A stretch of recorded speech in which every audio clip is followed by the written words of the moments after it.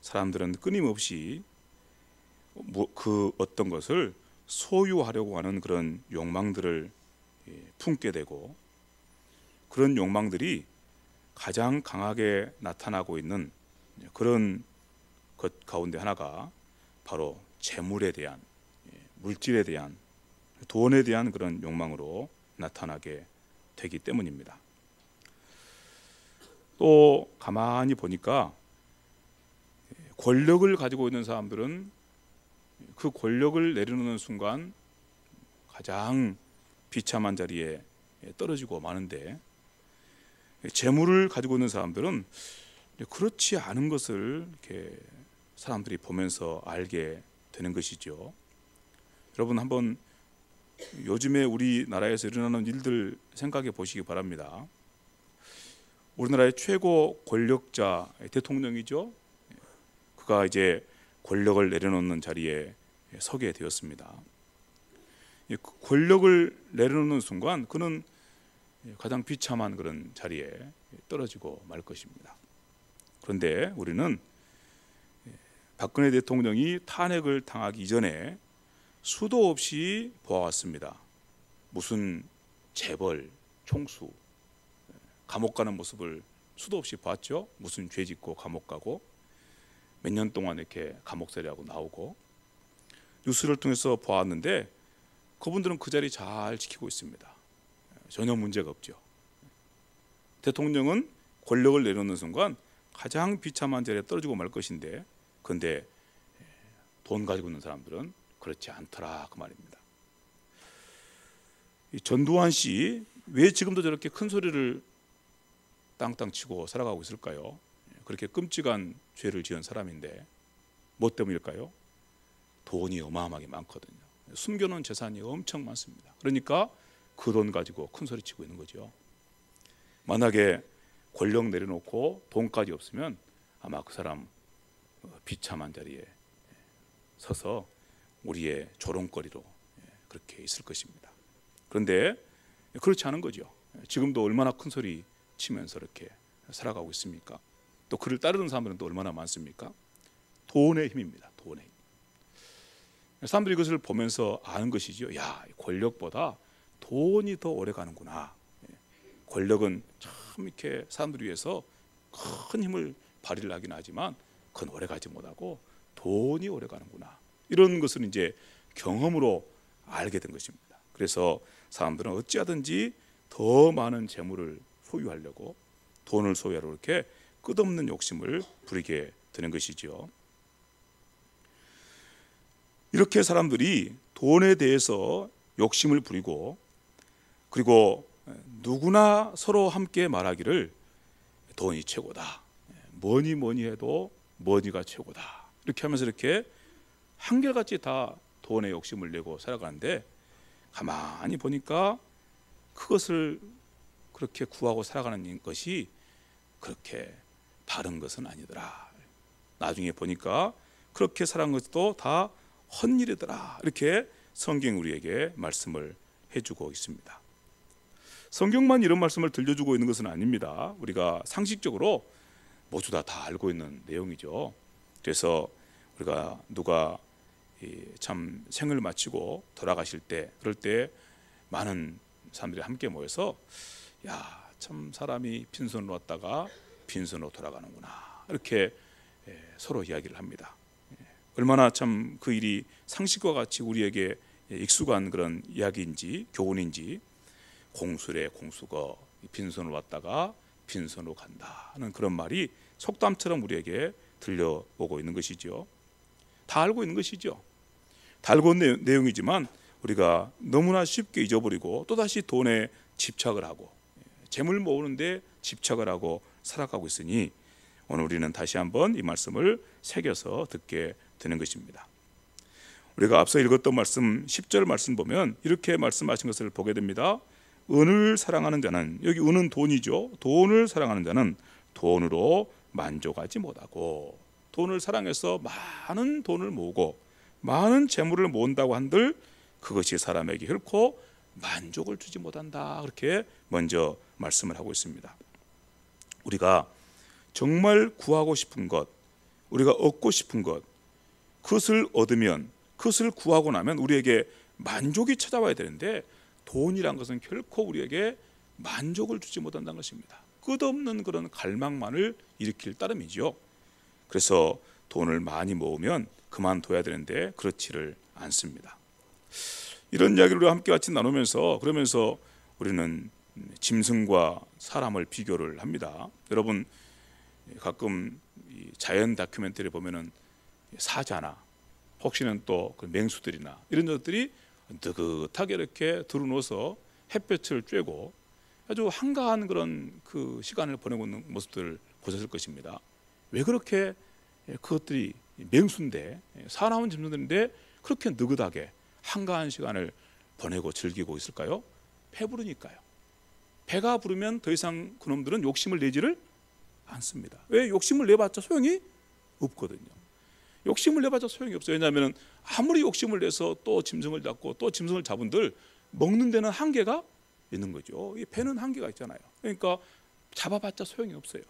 그래서 그녀들이 쓸데없는 짓을 안 하죠. 그래서 한가하게 누워서 배가 부르면 쉬고 시간을, 이렇게 즐거운 시간을 보내는 모습을 보면서, 야, 저녀들 참 이런 시간에, 그런 표현이 좀 적당하지 않지만 우리가 쓰는 말이니까 팔자 좋네, 이렇게 우리가 함께 같이 이렇게 보면서 나도 좀 저렇게 됐으면 좋겠다 하는데, 우리한테는 그런 만족이 있어요, 없어요?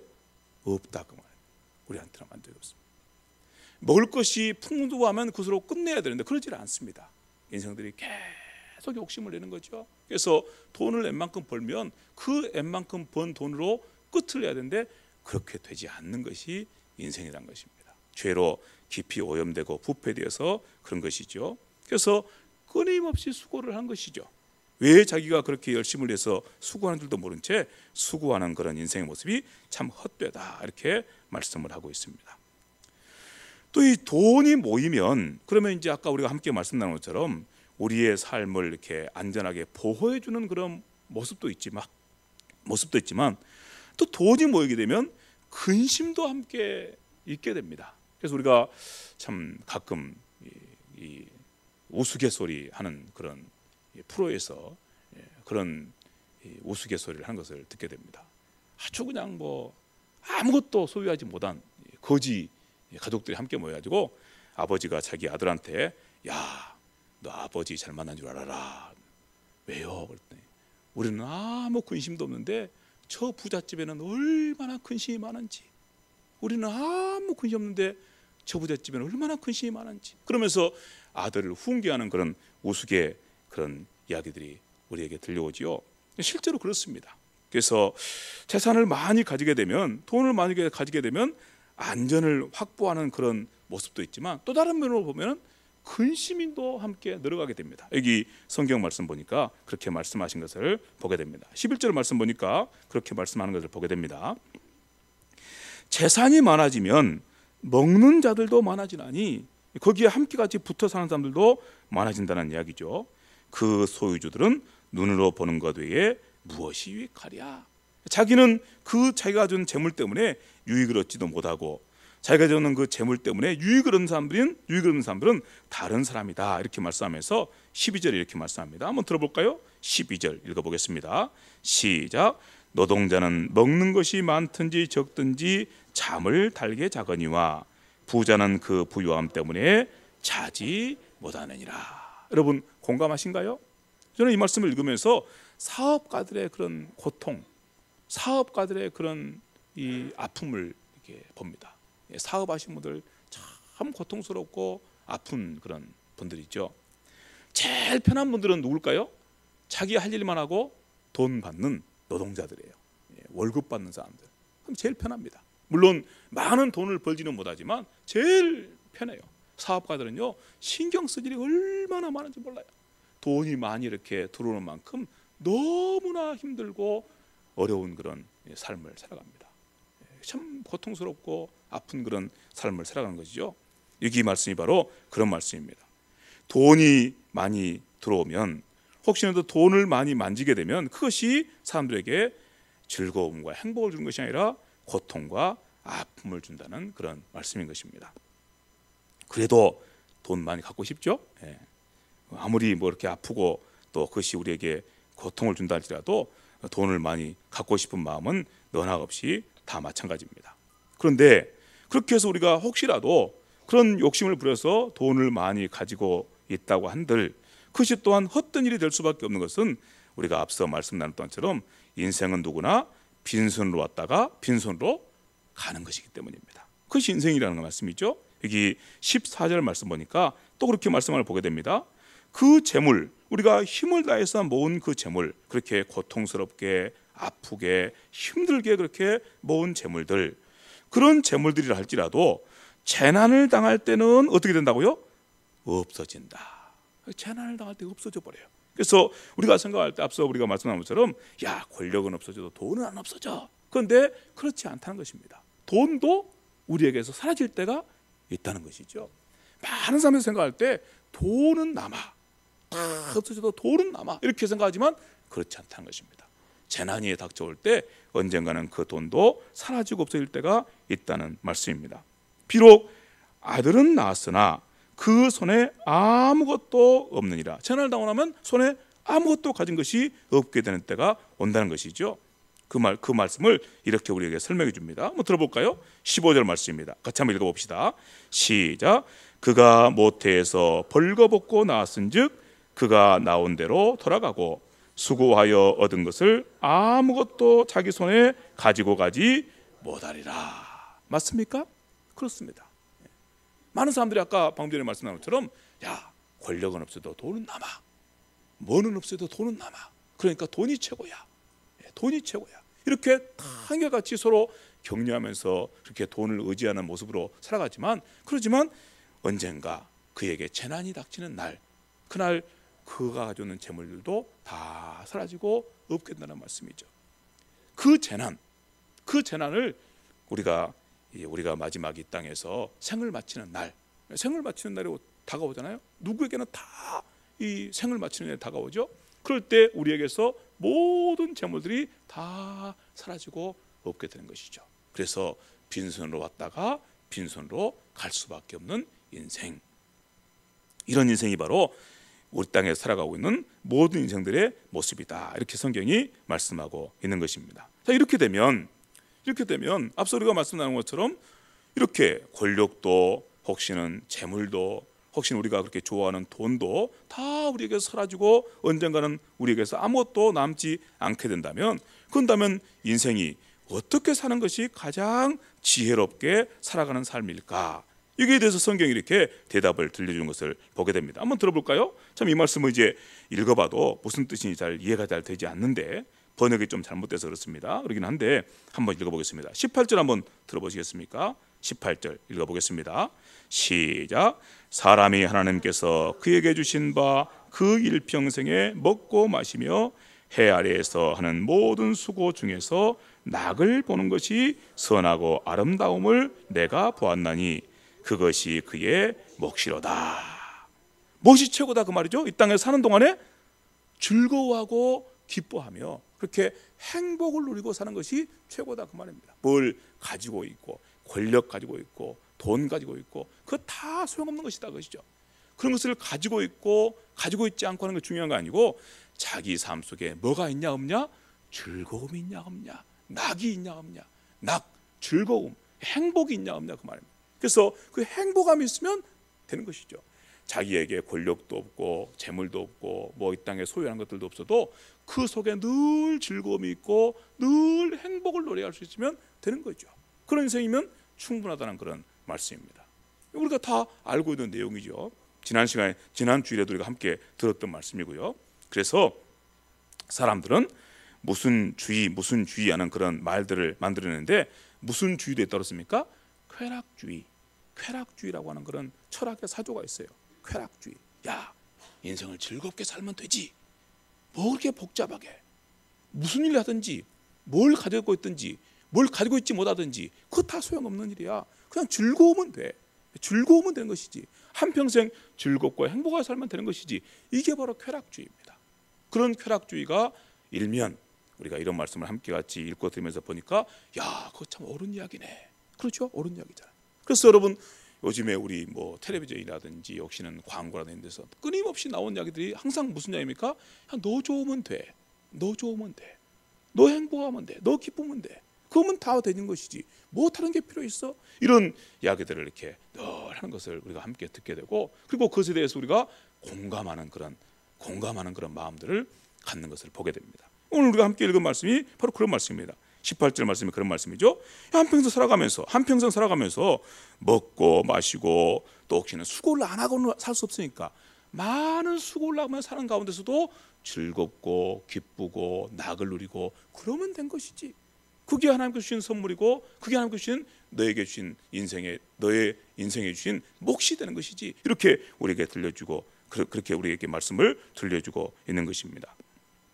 이렇게 우리가 말씀을 함께 들으면서 야 그렇구나, 정말 이렇게 살면 되겠구나. 그런데 우리는 이미 답을 하고 있습니다. 그것이 또한 전부가 아니란 것입니다.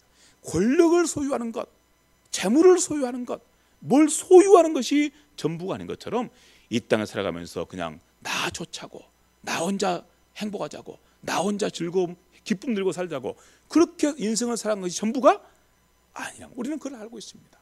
왜냐하면 우리에게는 우리 육신만 있는 것이 아니고 무엇이 함께 있기 때문이죠? 영혼이 함께 있기 때문이고, 영혼이 있기 때문이고, 그리고 우리의 영혼은 이 땅에서 사는 삶으로 끝이 아니라 영원한 삶을 사는 영혼이기 때문에 그렇다는 것입니다. 그래서 결국은 어디로 돌아가는가 하면 하나님이 경유하는 자리로 돌아가게 되는 것이죠. 우리 한번 같이 말씀 한번 들어보시면 이렇게 말씀을 보게 됩니다. 여기까지 우리 5장 우리 20절까지 쭉 함께 읽었는데 6장으로 가보니까 이렇게 말씀합니다. 보세요. 한번 2절 말씀 보세요. 6장 2절 말씀 보시면 한번 들어볼까요? 6장 2절 읽어봅시다. 시작. 어떤 사람은 그의 영혼이 바라는 모든 소원에 부족함이 없어 재물과 부요와 존귀를 하나님께 받았으나 하나님께서 그가 그것을 누리도록 허락하지 아니하였으므로 다른 사람이 누리나니. 3절입니다. 사람이 비록 100명의 자녀를 낳고 또 장수하여 사는 날이 많을지라도 그의 영혼은 그러한 행복으로 만족하지 못하고 또 그가 안정되지 못하면 나는 이르기를 낙태된 자가 그보다는 낫다 하겠다. 이렇게 말씀합니다. 방금 우리가 말씀드린 것처럼 영혼이 있다는 것이죠. 그 영혼은 이 세상의 것으로 만족을 누릴 수가 없다 것입니다. 결코 만족을 누릴 수가 없다는 것입니다. 앞서 말씀한 것처럼 야 행복하게 살면 되지, 그냥 먹고 입고 쓰고 뭐 소유한 것 가지고 이렇게 넉넉하게 쓰고 그러니까 한평생 그렇게 살면 되는 것이지 이렇게 말하는데, 없으면 어때? 그냥 거지라면 그냥 얻어먹고 살면 되는 것이지, 나만 즐거우면 되지, 나만 행복하면 되지, 무슨 소용이야, 이렇게 사람들이 말을 하지만 그렇지가 않다는 것이죠. 왜냐하면 영혼이 있기 때문입니다. 영혼은 그런 것으로 만족을 누릴 수가 없기 때문입니다. 그렇게 우리가 함께 3절 말씀에서 읽고 있는 것입니다. 그 다음에 또한 그가 그렇게 생을 마치고 죽은 다음에 안장되지 못하면, 편안하게 그렇게 장사되지 못하면, 이 말씀 우리가 굳이 이제 다시 해석을 하자면 무슨 말씀이냐면 언젠가 하나님께서 다시 부활하게 하실 때가 있어요. 부활하실 때 우리의 육신이 흙으로 돌아가서 모든 것이 끝나버린 것이 아니라 언젠가 그 흙에서 다시 우리 육신이 일으킴을 얻고 새 생명으로 다시 살아날 때가 있다고요. 그냥 죽어서 흙으로 돌아가고 끝나는 것이 아니다 것입니다.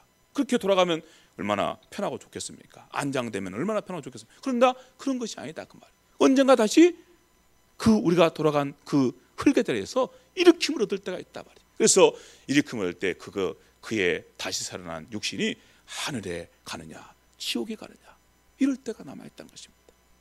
하늘에 가는 일이 우리에게 허락되지 않고 지옥에 가는 일이 우리에게 허락된다면 그 인생처럼 비참하고 그 인생처럼 불쌍한 인생이 없게 되는 것이죠. 왜?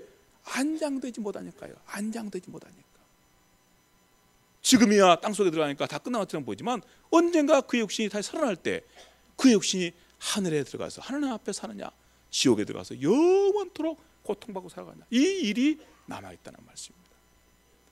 만약에 그가 안장되지 못한다면, 다시 말씀드리면 하나님께 구원받아서 그의 육신이 변화되어서 하늘나라에서 영원토록 그의 영혼과 함께 사는 일이 허락되지 못하고 반대로 지옥에 들어가서 영원토록 고통받는 그런 자리에 떨어지게 된다면 그는 차라리 태어나지 않는 것이 좋다 것입니다.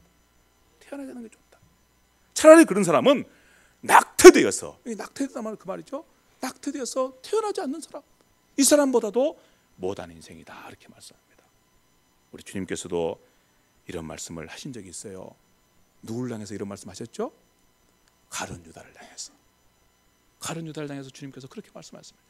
차라리 그 사람은 태어나지 않았으면 좋을 뻔했다. 태어나지 않았으면. 그런 일이 인생 앞에 남아있다는 말씀입니다. 사정이 이러하다면 앞서 우리가 함께 말씀을 이미 잠깐 나눈 것처럼 우리에게는 하나님 경외하는 것보다 더 중요한 일이 없게 되는 것입니다.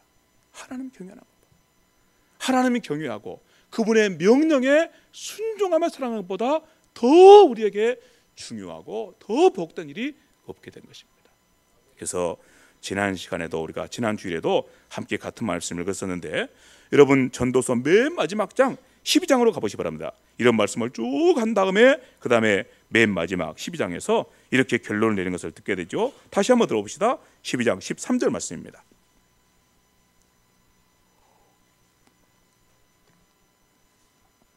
들어볼까요? 12장 13절 시작. 일의 결국을 다 들었으니 하나님을 경외하고 그의 명령들을 지킬지어다. 이것이 모든 사람의 본분이니라. 아멘. 결론이 그것입니다. 하나님을 경외하고 그분의 명령을 지킬지어다. 이것이 모든 인생의 본분이 되고 인생이 정말 복되게 살아가는 그런 참되고 온전한 길이라고 우리에게 분명하고 확실하게 말씀하시고 계신 것입니다. 그러면 이제 우리가 어떻게 하나님을 경외하며 살아갈까? 어떻게 하나님을 경외하고 살아갈까? 어떻게 그분의 명령을 순종하며 살아갈까? 여기 우리 5장 1절 말씀에 그런 의문에 대한 해답이 이렇게 주어져 있습니다. 5장 1절 한번 가보시기 바랍니다. 전도서 5장 1절 말씀 한번 들어보시겠습니까? 같이 한번 읽어봅시다. 시작. 너는 하나님의 집에 들어갈 때에 네 발을 삼갈지어다. 가까이 하여 말씀을 듣는 것이 우매한 자들이 제물 드리는 것보다 나으니 그들은 악을 행하면서도 깨닫지 못함이니라. 너는 하나님의 집에 들어갈 때 어떻게 하라고요? 너의 발을 삼가할지어다. 네가 지금 누구 앞에 나가는가를 생각하고 너는 너의 발을 삼가할지어다. 내가 지금 누구 앞에 나가는 걸 생각하고 내 귀를 열고 너의 영혼의 귀를 열어서 온전히 그분께서 주시는 말씀에 귀를 기울일지어다, 이렇게 말씀하고 계신 것입니다.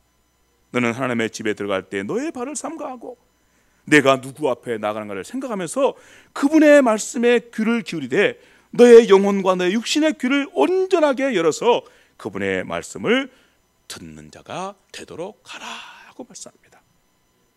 이런 사람이 바로 진짜 지혜로운 사람이 되는 것이죠. 어떤 사람은 내가 하나님 앞에 많은 제물을 드리면 하나님께 좋아하실 거야, 많은 예물을 드리면 하나님께 좋아하실 거야 생각하면서 많은 제물과 예물을 가지고 하나님 앞에 내어드립니다. 그때 하나님께서 말씀하시죠. 하나님께서 그분의 말씀을 듣고 순종하는 것보다 그 어떤 것을 더 좋아하시겠는가?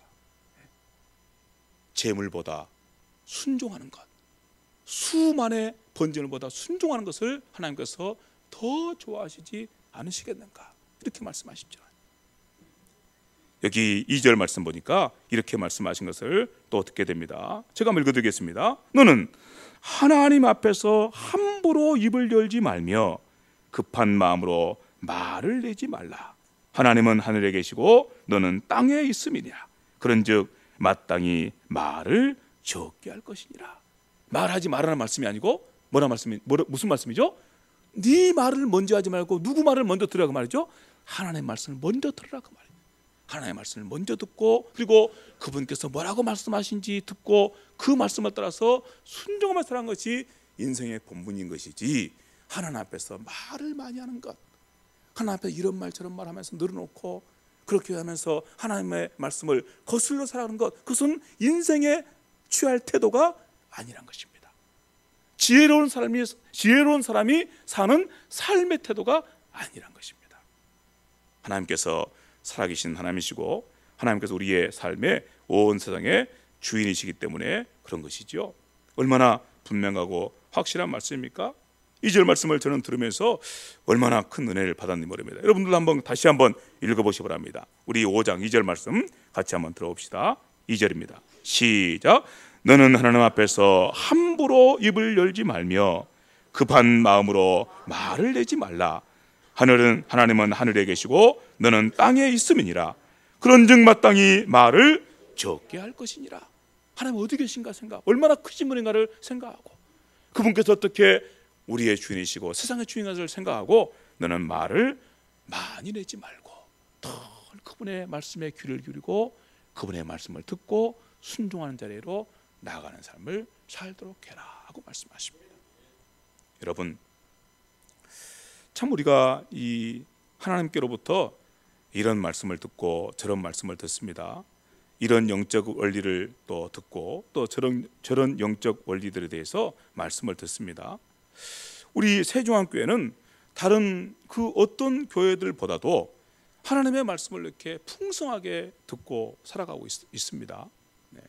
하나님께서 주시는 영적 원리의 그 풍성함을 함께 듣고 나누며 살아가고 있습니다.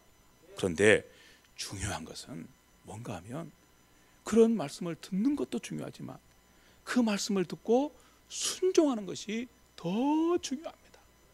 혹시 우리가 지식을 조금 덜 가지고 있다 할지라도, 영적 지식을 좀 덜 가지고 있다 할지라도, 말씀에 대한 지식을 덜 가지고 있다 할지라도 많이 가지고 있으면 순종도 잘하면 좋겠죠.